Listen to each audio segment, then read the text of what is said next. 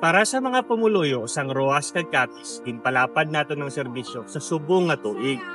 Apat na katikada ang West Papel ang aton paguplanay. Kag magapadayon pa.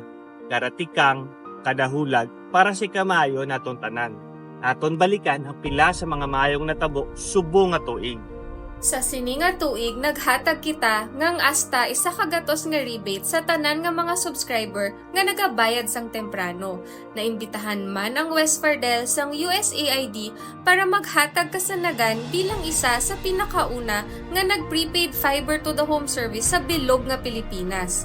Sa bulan sang Hunyo sang amoy ni nga tuig, aton man ginselebrar ang unang anibersaryo sang aton proyekto, ang prepaid fiber to the home service para sa aton mga kauturan nga wala sang steady income, mga kasimanwa nga nabiktima sang makusog nga bagyo, kag ang mga abyan naton sa mga relocation sites.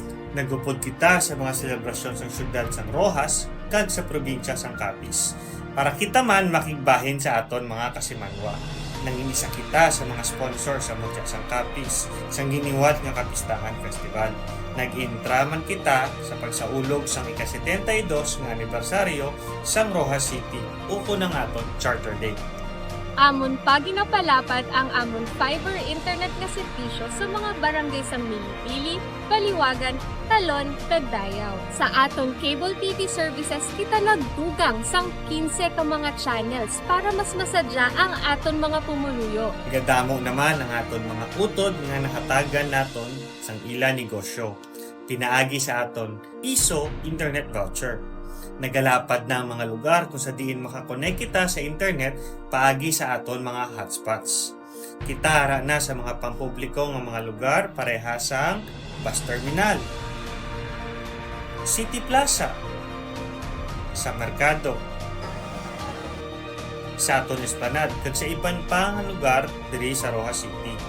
Kami nagahatag man sang short-term high-speed connectivity para sa inyong mga okasyon pareha sang graduation, private o public gatherings, kag iban pa nga mga dalagko kag hindi dapat malipatan nga mga okasyon. Ang West Fardel Connect nagapasalik na updan kamo sa pagkonektar sa iban pa nga mga lugar.